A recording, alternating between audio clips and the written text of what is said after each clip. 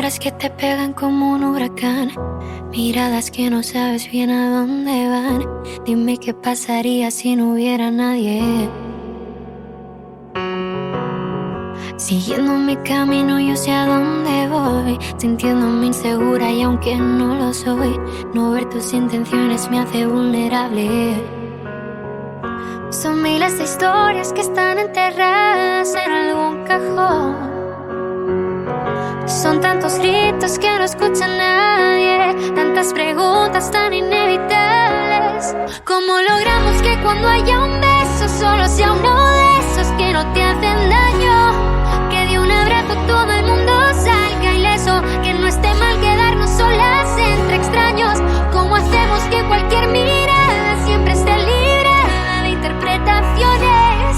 Que ni una más deba permanecer callada, que ni una más sufra por dobles intenciones, ni una más, ni una más. Ya no quiero pretender que es normal sentirse así, ya no